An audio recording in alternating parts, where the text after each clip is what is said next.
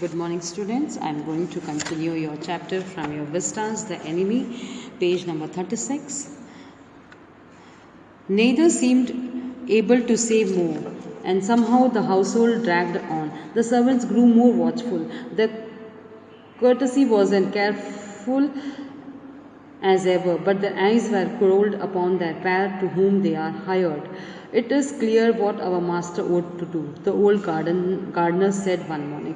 अब क्या हुआ, यहाँ पर जो है ना जी बहुत एंक्शियस थी यहाँ पर, और सदाओं को वो सारी चीज़ें बताती हैं कि कैसे यूमी कह रही थी कि हम लोग जो है बहुत सालों तक हम अमेरिका रहे, इसलिए हम इस अमेरिकन प्रिजनर को हम लोग सेव कर रहे हैं। वो लोग सोच रहे हैं कि हमारा उसके साथ कुछ बहुत इमोशनल अटैचमेंट है, मगर सदाव कहता है कि बिल्कुल गलत है, इट इज़ नॉट ट्रू। मैं तो सिर्फ क्यों बचा रहा हूँ उसे, क्योंकि मैंने ऐसे ट्रेनिंग ली है कि मैं किसी व्यक्ति को मरता हुआ नहीं छोड़ सकता। मगर वो दोनों कहते हैं कि हाँ, ये चीज़ें कोई सर्वेंट्स हमारी बात को नहीं समझेंगे। नो, ही एग्रीड। उन्होंने कहा कि हाँ, वाकई में वो लोग बिल्कुल भी नहीं एग्री करेंगे। और उसमें क्या होता है, एकदम से वापस वो लोग देखते हैं कि neither seemed able to say more। अब दोनों कुछ और ज़्यादा कह नहीं पा रहे थे, और उन्होंने देखा कि जो सर्वेंट्स थे वो बहुत ज़्यादा वॉचफुल हो गए थे, बहुत क्यूरियसली वो सब हरकतों को, इन दोनों की हरकतों को, डॉक्टर सदा और हैना की हरकतों को नोटिस कर रहे थे। वो देख रहे थे कि कैसे इन लोगों ने उस प्रिजनर ऑफ वॉर को अपने घर पे संरक्षण दे रखा है। अब वो आपस में बातें कर रहे हैं। It is clear what our master would to do. वो दोनों बातें करें सर्वेंट्स आपस में कि हमारे जो मालिक हैं वो क्या करना चाहते हैं, हमें बिल्कुल साफ दिख रहा है। The old gardener said one morning he had worked with flowers all his life and had been a specialist too in moose. For Sadao's father he had made one of the finest moose gardens in Japan. जो बहुत पुराना जो इनका जो servant था gardener, वो कह रहा था कि मैं कई सालों से मैं इन फ्लावर्स के साथ अपनी लाइफ को बिता रहा हूँ, और मैं बहुत ही अच्छा ज्ञाता हूँ, एक स्पेशलिस्ट हूँ। मूस एक तरह का प्लांट है, उसकी बहुत अच्छी गार्डनिंग उन्होंने उनके फादर के लिए जापान में सबसे बेस्ट मूस गार्डनिंग उनके लिए की है। इतने वफादार वो हैं। Sweeping the bright green carpet constantly so that not a leaf or a pine needle marred the velvet of its surface. इतने ध्यान से, इतने प्रेम से मैंने इतने इस गार्डन को संभाला है ना। My old master son knows very well what he ought to do. वो कह रहे हैं कि मेरे जो मालिक हैं उनके बेटे जानते हैं कि उन्हें क्या करना है। ही now said, pinching a bud from a bush as he spoke, when the man was no near death, why did he not let him bleed? उन्होंने कहा कि जब वो मर रहा था तो उसे क्यों मरते नहीं छोड़ा इन लोगों ने। The young master is so proud of his skill to save life that he saves any life। वो कह रहे हैं कि इतना वो स्किल्ड है कि वो किसी की भी लाइफ को बचाना चाहते हैं, वो अपने स्किल को दिखाना चाहते थे, सिर्फ इसलिए उन्होंने उसे बचाया। The cook said contemptuously. She split a fowl's neck skillfully and held the fluttering bird and let its blood flow into the roots of a wistery vein. Blood is the best of fertilizers and old gardener would not let her waste to drop of it. उन्होंने कहा कि वो एक example दे रहे हैं कि जो कितने स्किलफुल हैं। Flowers neck skilfully, held fluttering blood bird, है ना, कि उड़ते पक्षी को उठा लिया, उसके जो ब्लड है वो उस पौधे के लिए, उस रूट्स के लिए बहुत ज़रूरी है, और उसका एक ड्रॉप भी वो वेस्ट होने नहीं देंगे। ऐसे वो आपस में बातें कर रहे हैं, और वो उसको कह रहे हैं कि और गार्डनर कह रहा है कि I will not let her the waste single drop of it. It is the children of whom we must think, you may said sadly. What will be their fate if their father is condemned as a traitor. अब वो लोग आपस में बातें कर रहे हैं servants की, इन बच्चों के बारे में मैं सोच रही हूँ, उनके लिए मुझे बुरा लग रहा है। अगर वो जब बड़े होंगे तब उन्हें पता चलेगा कि उनके पेरेंट्स जो हैं गद्दार थे, उन्होंने अपने घर में अपने दुश्मनों को संरक्षण दी, तो उन बच्चों के ऊपर क्या इंप्रेशन होगा as they grow up. They did not try to hide what they said from the ears of Hannah as she stood arranging the day's flower in veranda nearby, and she knew they spoke on purpose that she might hear. अब ये जो servants आपस में बातें कर रहे थे, वो इतनी ज़ोर से बातें कर रहे थे, शायद वो सुनाना चाहते थे हैना को, जो अपने वरांडा में फ्लावर्स को अरेंज कर रही थी। हैना भी समझ रही थी कि ये लोग जानबूझ के उसने ये बातें सब कुछ सुना रहे हैं। But they were right, she knew too in most of her being, but there was another part of her which she herself could not understand.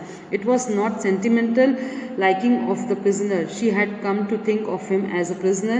She had not liked him even yesterday when he had said in the impulsive way, anyway, let me tell you that my name is Tom. She had only bowed her little distance bow. She saw hurt in the eyes, but she did not wish to assuage it. Indeed, he was a great trouble in the house. अब यहाँ पे है ना कह रही है कि वो सब समझ रही है, जान रही है कि वो जब कह रहे हैं वो सब सही कह रहे हैं, बट उनका जो कहना that they have the right, she knew to it in the most of the being, उनका जो उनके नज़रिए से जो वो सोच रहे हैं जो सर्वेंट्स, वो बिल्कुल सही सोच रहे हैं, बट हम जो कर रहे हैं उसका एक अनदर पार्ट है। हमारा कोई सेंटिमेंटल उस प्रिजनर से कोई लगाव नहीं है, मगर हमने उसे बचाया है, उसका कोई डिफरेंट रीज़न है, वो लोग ये समझ नहीं पा रहे हैं। As for Sadav, every day he examined the wound carefully. The last stitches had been pulled out, this as well as ever. Sadav went back to his office and carefully typed a letter to the chief of police reporting the whole matter. अब सदाव रोज आकर उस war of prisoner को examine करते थे, देखते थे कि उसका वुंड कितना जल्दी सही हुआ है। Last stitches had been pulled out this morning, उस दिन सुबह ही उन्होंने लास्ट जो स्टिच था उसे भी निकाल दिया। Young man would in the fourth night be nearly as well as ever, वो 4-5 दिन में शायद वो वापस पूरी तरह से सही हो जाएंगे। और सदाम ने जाकर अपने ऑफिस में तुरंत चीफ ऑफ द पुलिस को सारा इंसिडेंट के बारे में लिख दिया। On the 21st day of the February an escaped prisoner, क्या लिखा वो लिख रहे हैं, on the 21st day of February an escaped prisoner was washed up on the shore in front of my house, so far he typed and then he opened a secret drawer of his desk and put the unfinished report into it. उन्होंने सिर्फ इतना ही लिखा था कि 21st day 21 फरवरी को उन्होंने एक prisoner को जो एस्केप होकर आया था, उन्होंने अपने डोर स्टेप पर शोर of the door steps in front of the house उन्होंने पाया, इतना लिखा और अपने ड्रॉअर में सीक्रेट ड्रॉअर को निकाला, उसमें अनकम्प्लीटेड रिपोर्ट उन्होंने वहाँ पर रख दी। On the 7th day after that 2 things happen, 7वें दिन क्या हुआ, in the morning the servant left together, तो सर्वेंट्स जो थे वो घर छोड़ के चले गए थे। Their belongings tied in a large square cotton kerchief. When Hannah got up in the morning, nothing was done. The house was not clean and the food was not prepared, and she knew what it meant. She was dismayed and even terrified, but her pride as a mistress would not allow her to show it. जिस अगले दिन 7th day को जब वो morning में उठी तो उन्होंने देखा कि दोनों जो सर्वेंट्स थे वो जा चुके थे, मतलब टाइड अप कर लिया था उन्होंने अपना सारे सामान, और उन्होंने उस दिन देखा कि घर पे कोई भी काम नहीं हुआ था, घर साफ नहीं हुआ था, खाना नहीं बना था, और वो समझ गई थी कि, और वो डर भी रही थी कि कहीं ये लोग बाहर जाकर कुछ कह ना दे, मगर वो एक मिस्ट्रेस थी, मालकिन थी, तो वो अपना डर दिखाना नहीं चाहती थी। इंस्टेड उन्होंने क्या किया, she claimed her head gracefully when they appeared before her in the kitchen, and she paid them off and thanked them for what they had done for her. They were crying, but she did not cry. The cook and the gardener had served Sadav since he was a little boy in the father's house, and Yumi cried because the children. She was so grieving that after she had gone, she ran back to Hannah. वो mister हैना जो थी वो सब कुछ थी, डरी हुई भी थी, समझ भी रही थी ये लोग क्यों जा रहे हैं, मगर वो एक मालकिन थी तो उन्होंने कुछ दिखाया नहीं, अपना एक अस्तित्व जो था वो मेंटेन करके रखा। उनके पास गई, उनको उन सर्वेंट्स को उन्होंने थैंक्स कहा कि आपने तो साल हमें सर्व किया, थैंक यू, और जो पेमेंट उनका बना था उन्होंने उसे वो दे दिया। सर्वेंट्स रो रहे थे मगर हैना बिल्कुल नहीं रोई। वो कुक और गार्डनर जब सदाव बहुत छोटे थे तब से ही इनके घर में काम करते थे, और यूमी जो है और ज़्यादा रो रही थी क्योंकि उनका लगाव उन बच्चों से हो गया था, हैना के बच्चों से, और वो फिर आगे जाने के बाद फिर पलट कर आती है हैना से गले मिलकर फिर रोती है क्योंकि वो उन बच्चों को छोड़कर नहीं जाना चाहती। If the baby misses me too much tonight send me for I am going to my own house and you know where it is. वो कहती है हैना के पास वापस आकर कि जब बच्चा अगर रोए और मुझे मिस करे तो फिर प्लीज़ मुझे बुला लेना, तुम जानती हो मैं कहाँ रहती हूँ, मैं अपने ही घर में हूँ, तुम मुझे वहाँ से बुला लेना अगर ज़रूरत पड़े तो। She made the breakfast and Sadao helped with the children. Neither of them spoke of servant beyond the fact that they were gone, but after Hannah had taken morning food to the prisoner, she came back to Sadav. दोनों ने कोई बात नहीं की, ना सदाव ना हैना के सर्वेंट्स के बारे में। हैना ने पूरा घर का काम किया, सदाव ने बच्चों को देखभाल में हेल्प की, खाना वाना बन गया। जब हैना मॉर्निंग में प्रिजनर के पास खाना ले गई, फिर बैग जब सदाव के पास आई तो उनसे बात करती है। Why is it we can't see very clearly what we ought to do, she asked him. Even the servants see more clearly than we do. Why are we different from other Japanese. वो ये question करती है कि हम क्यों नहीं जान रहे कि हमें क्या करना है। वो पूछती है कि हमारे जो नौकर हैं वो भी क्लियरली सब कुछ देख रहे हैं कि इन फ्यूचर हमारे साथ क्या होने वाला है, और हम दूसरे जापानीज से अलग क्यों हैं। Sadav did not answer. Sadav ने कोई आंसर नहीं दिया. But the little later, he went into the room where the prisoner was and said brusquely, "Today you may get up on your feet, and I want you to stay up only 5 minutes at a time. Tomorrow you may try it twice along and it would be well that you get back your strength as quickly as possible. उन्होंने हैना से इस बारे में कोई जवाब नहीं दिया। तुरंत वो उठे, उस प्रिजनर के पास गए और उससे जाकर बहुत क्रूशली आवाज़ में कहा कि अब तुम्हें उठना होगा, get up on your feet, अपने पाँव पे खुद को खड़ा होना होगा और तुम्हें 5 मिनट तक अपने पाँव पे खड़ा रहना है। फिर कल तुम इस चीज़ को 2 बार करोगे। अब तुम्हें अपने पैर पे खुद को स्ट्रेंथ लानी है और जल्दी से जल्दी तुम्हें सही होना है। He saw the flicker of terror on the young face that was still very pale. Okay, the boy murmured. Evidently, he was determined to say more. I feel I ought to thank you, doctor, for having saved my life. Don't thank me too early, Sadao said coldly. We saw the flicker of terror again in the boy's eye. Terror as unmistaken as an animal's. The scars on his neck were crimsons for a moment. Those scars, what are they? Sadao did not ask. अब उन्होंने इतना harshly उससे कहा तो वो जो young face prisoner का था वो बहुत डरा हुआ था और ज़्यादा डर गया था, उसके चेहरे का रंग उड़ चुका था।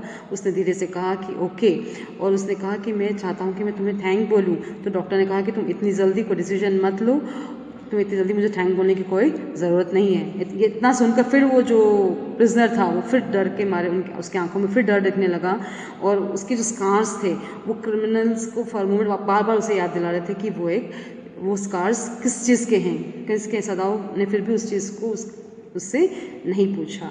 In the afternoon the second thing happened. Hannah, working hard on unaccustomed labor, was a messenger came to the door in official uniform. Her hands went weak and she could not draw her breath. The servant must have told already. She ran to Sadao, gasping, unable to utter a word. But then the messenger had simply followed her through the garden and there he stood. She pointed at him helplessly. और उस दिन ही दोपहर में एक और incident हुआ कि हैना जब काम करके बिल्कुल थक चुकी थी, तुरंत उसने वहाँ पर अपने घर में एक मैसेंजर को देखा अपने डोर पर जो ऑफिशियल यूनिफॉर्म पहने हुए था। तो हैना के मन में यही विचार आया कि शायद वो सर्वेंट्स ने जाकर कंप्लेन कर दी होगी और अब सदाओ को समन करने सदाओ को वहाँ बुलाया गया है, शायद कुछ उसके साथ होने वाला है ऐसा। Sadao looked up from his book. He saw him in his office, the other partition of which was thrown upon the garden on the southern side. Sadao अपने ऑफिस में था, उसका डोर सदर्न वे में गार्डन की तरफ खुलता था। What is it? He asked the messenger and then he rose seeing the man's uniform. एकदम से उसने बिना देखे पूछ लिया कि क्या काम है। फिर एकदम से उन्होंने भी यूनिफॉर्म देखा। You are to come to the palace, the man said. The old general is in pain again. फिर उसने कहा कि नहीं, तुम्हें पैलेस आना पड़ेगा, ओल्ड जनरल जो है वो वापस दर्द उनको उठ चुका है। ओ हैना ब्रेथड, इट्स दैट ऑल? हैना को सांस में सांस आई, फिर वो टेंशन रिलीफ हुई। क्या इतनी ही सी बात है? All the messenger exclaim, it is not enough. उसने कहा कि इतना ही नहीं है, ये कोई इतनी सी चीज़ नहीं है। Indeed it is, he replied, I am very sorry. उसने कहा कि नहीं, इतनी ही है, I am very sorry. When Sadao came to say goodbye, she was in the kitchen but doing nothing. The children were asleep and she sat merely resting for a moment, more exhausted from her fright than from her work. वो जाने से पहले सदाओ वापस आते हैं, हैना को good bye करते हैं। हैना किचन में होती है, वो कुछ नहीं कर रही होती है, बच्चों को सुला चुकी होती है, वो रेस्ट कर रही होती हैं। रेस्ट किस चीज़ से? अपने काम से नहीं थकी थी, वो डर, उस मैसेंजर को देखकर जो डर था उससे वो एग्जॉस्टेड हो चुकी थी, मगर वो उस चीज़ से अब वो डर हट गया था, उससे वो रिलैक्स होने के लिए थोड़े समय वो किचन में बैठी हुई थी। वो उसके अंदर वो डर था उस मैसेंजर को देखकर, उस मैसेंजर को देखकर ज़्यादा वो डर चुकी थी, ना कि वो काम से कोई ज़्यादा थकी हुई थी। हम आगे नेक्स्ट वीडियो में कंटिन्यू करेंगे। Thank you.